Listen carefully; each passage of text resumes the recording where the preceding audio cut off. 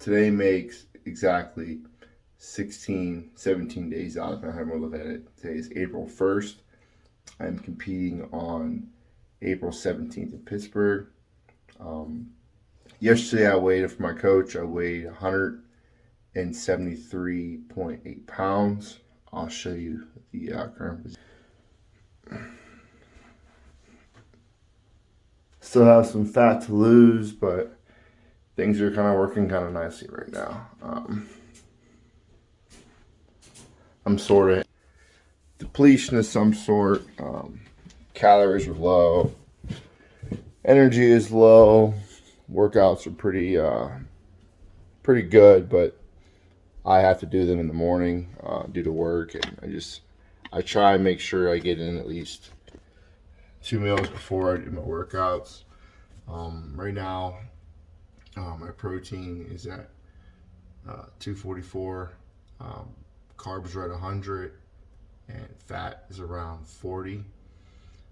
It's about 1,720 calories or so, give or take.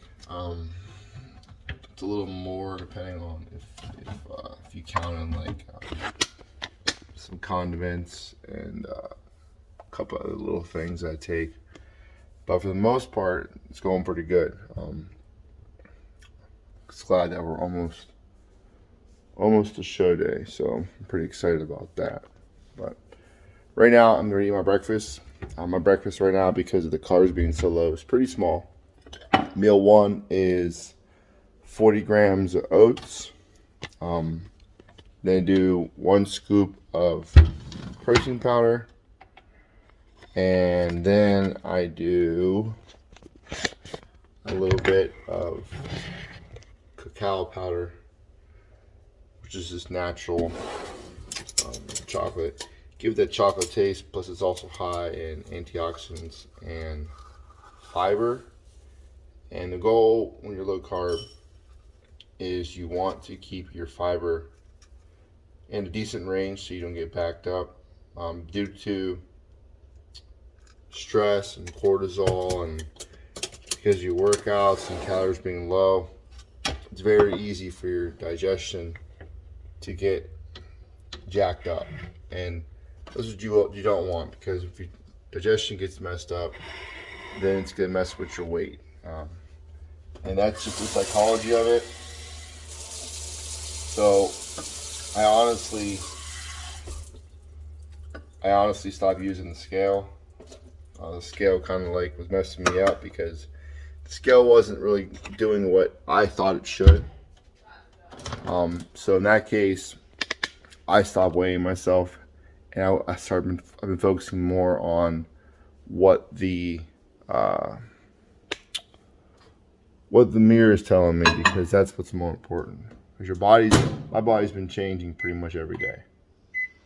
So I'm gonna eat this meal, and then I'm gonna wake up, I'm gonna go back to sleep, take a nap, and then I'm gonna eat meal 2, which is 85 grams of sweet potato and 4 ounces of tilapia. Wait about 2 hours, and then I'm gonna go train. I'm pretty sure today I have shoulders. And then I'll get back with you, and we'll discuss that, and I'll explain to you why my carbs are low, my protein's super high. What's up, YouTube? I'm back. Took my nap. It was phenomenal.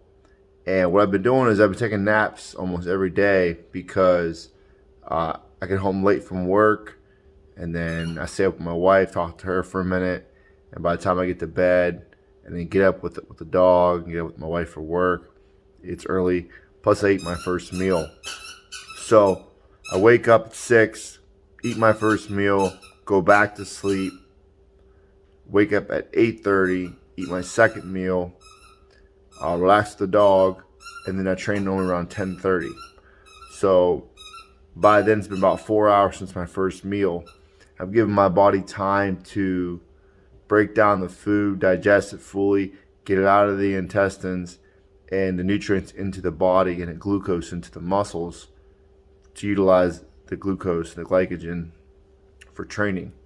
So I'm only eating 100 grams of carbs, but you want to save your carbs for around your training. So meal 1, the 40 grams of oats, it's about 28 grams of carbs.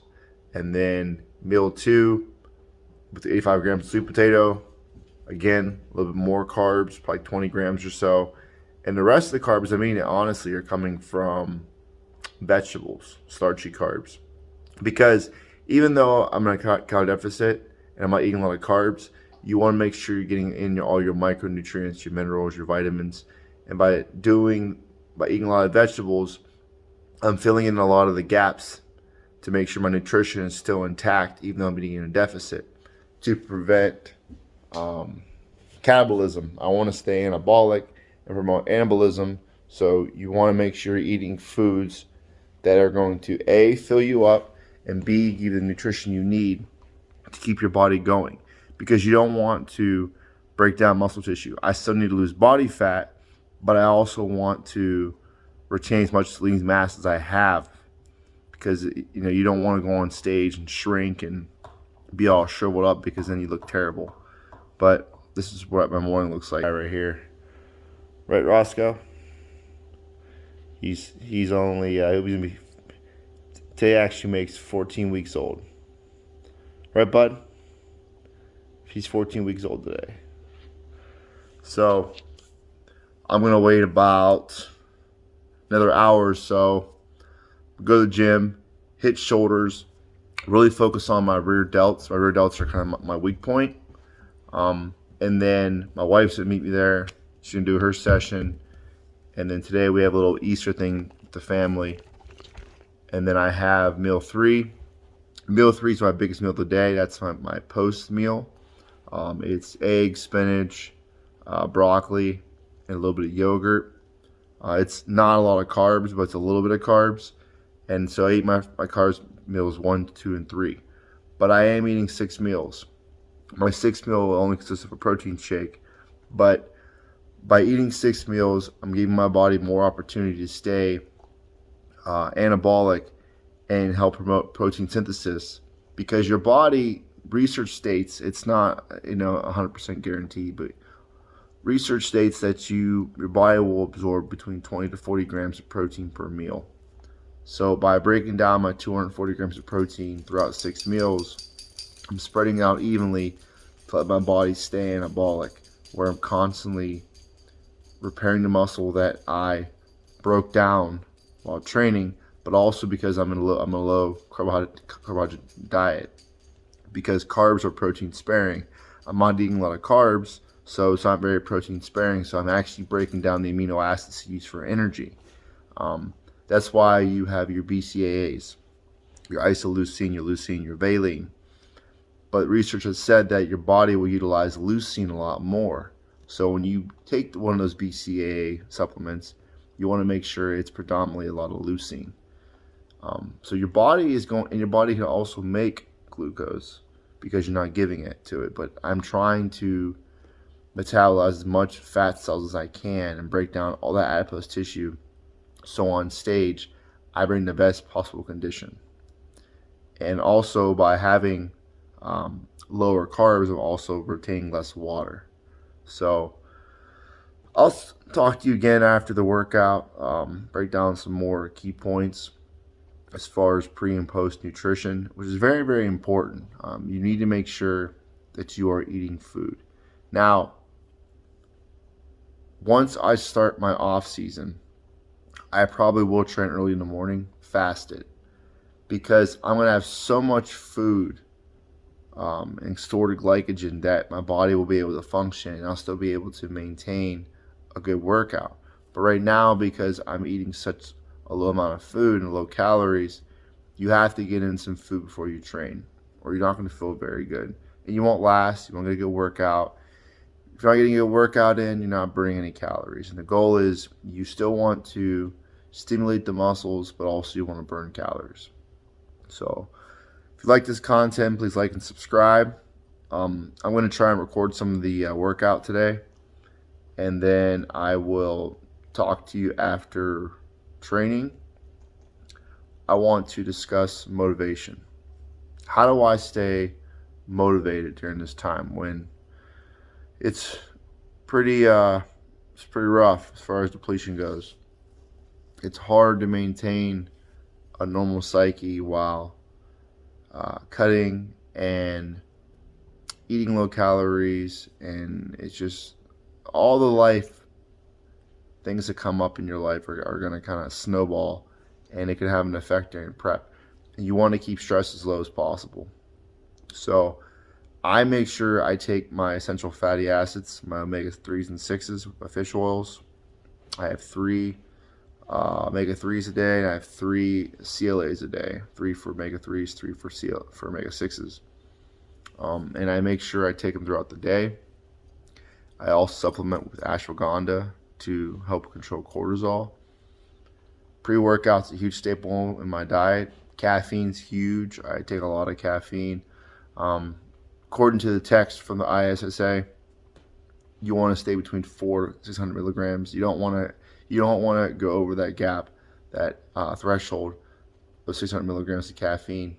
So my pre-workout's about 300, and then throughout the afternoon I normally drink a Bang, which is not the best. I'm not saying I recommend it, but caffeine kind of carries me throughout my day. Because the problem is, when you're low calorie, your weight drops, your basal metabolic rate, your BMR will drop. But part of that is your NEAT, your non-essential, non-exercise activity thermogenesis, which is me moving around, which I'm doing right now. If you have no energy, you ain't going to move. If you ain't moving a lot, you ain't burning a lot of calories. And I want to burn calories. I still have weight to lose. So I'm going to play with the dog here, relax a little bit, and then I'm going to go to the gym, and like I said, I'll share some of that content. For the first exercise, you're going to have either a Pec Deck, or you can do a cable. I honestly prefer the cable. I feel like I feel it more. 5 sets of 15 is what I did. Again, if you're going to do this, scale it to your own level. Focus on the contraction, not the weight. I was actually only doing like 10 pounds. So don't worry about the weight. Focus on contracting the rear delt and getting that mind muscle connection.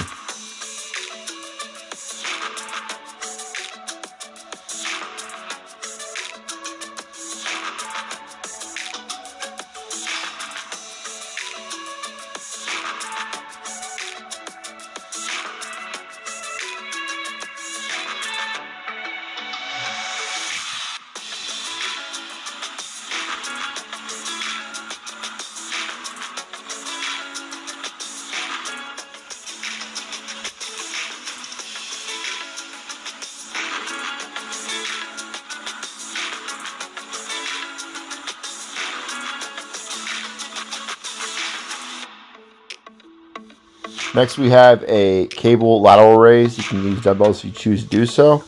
I do them behind the back and in front, leaning, and I alternate between both to hit the deltoid at different angles. In 5 of 15, focus on the contraction.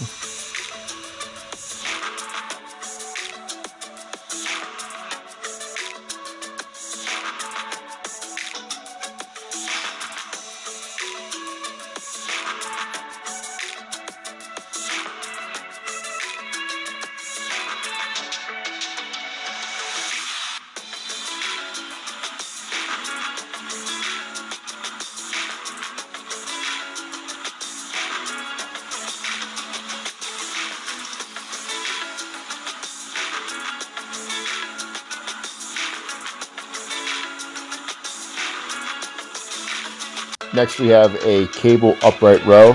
Let's use a barbell if you choose to do so. 5 of 15, focus on squeezing at the top and keeping a solid motion coming up. Try not to lean too far forward or backwards. That's why I was wearing a belt. Try to also breathe through your diaphragm, contracting your abs, and again, focus on the contraction.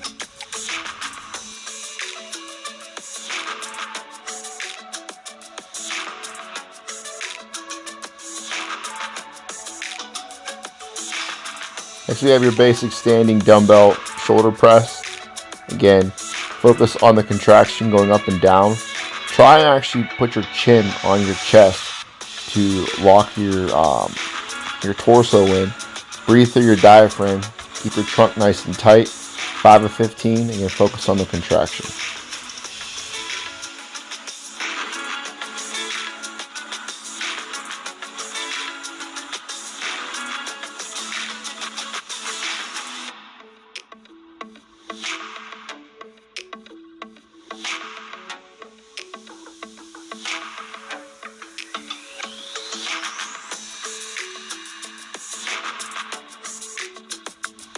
Next we have a standing front raise with a combination of a side lateral raise using dumbbells. Again, I'm only using 12.5 pounds here because you're focusing on the contraction and not the weight. Again, the 12 flexes of 15. Try and keep your chin, if you can, tucked into your sternum, and also breathe through your diaphragm, focusing on the mind-muscle connection.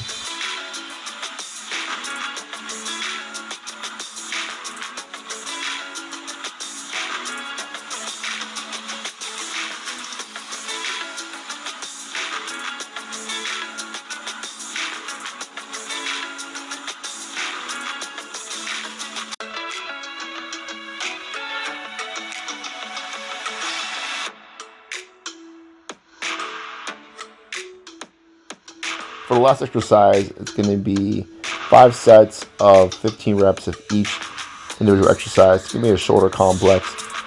First is going to be a plate upright row, and then we're going to be doing some bus drivers with the plate. Again, do as many as you can. This is more so of a burnout. It's kind of getting the last bit of blood into the shoulder muscle. Kind of working all 3 heads of the shoulder. Again, 5 sets. Focusing on the contraction and trying to create that mind-muscle connection. Do not worry about the weight. If you have to go light, go light. Don't worry about it. You want to make sure you're working the muscle that you're actually targeting.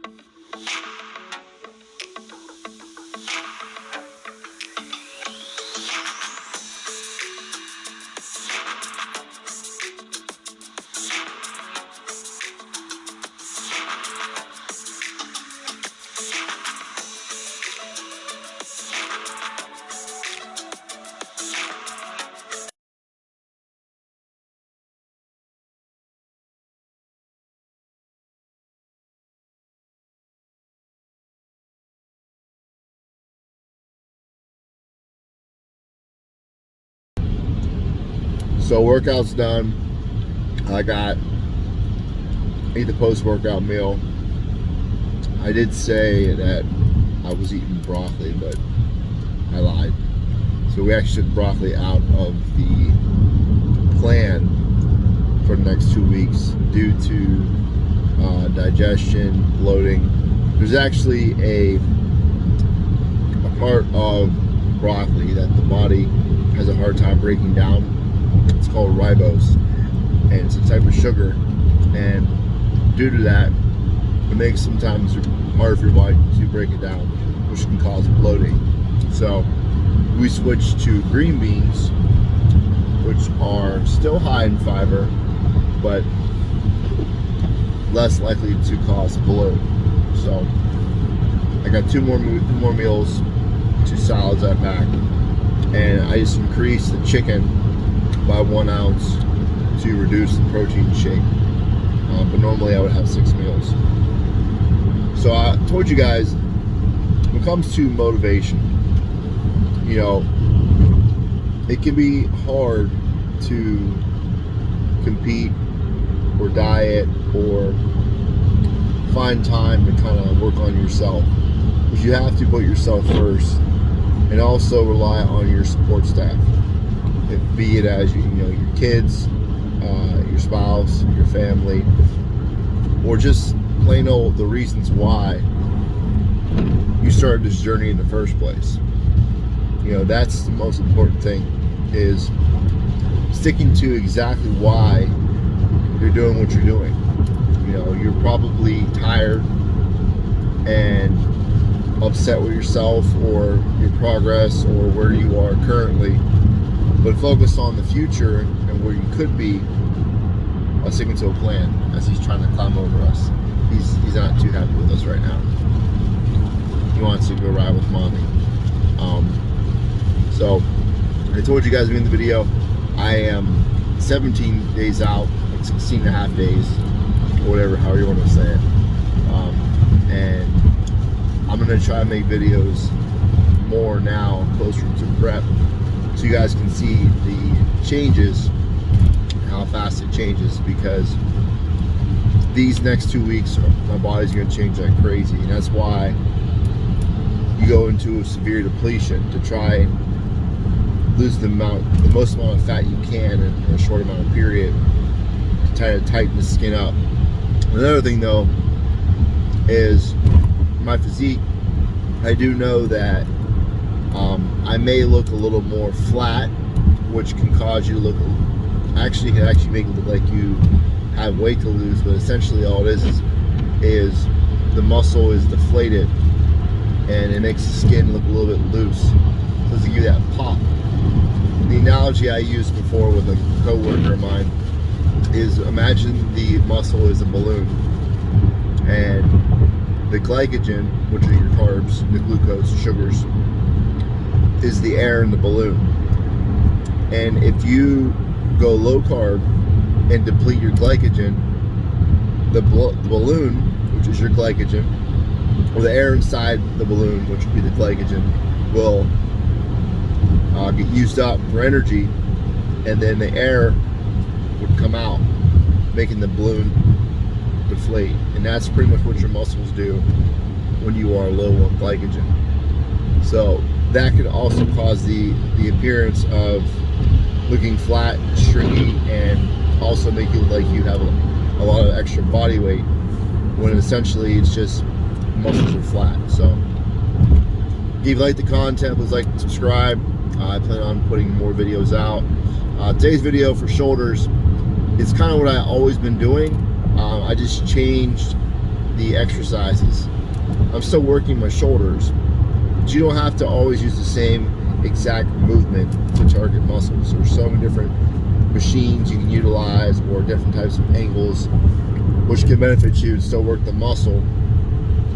And also, when you are a low body fat, or getting to a point where you can possibly cause injury, you gotta focus more on the muscle and contraction, and not so much how much weight you're lifting, because that's how you can cause injury. When you're low body fat, fat is around your joints. It's kind of like a cushion. So when you're low body fat, there's less fat around your joints, which can cause more aches and pains, and also possibly lead to injury. So you gotta be a little more aware of that. Like I said, like and subscribe, and stay tuned for the next video.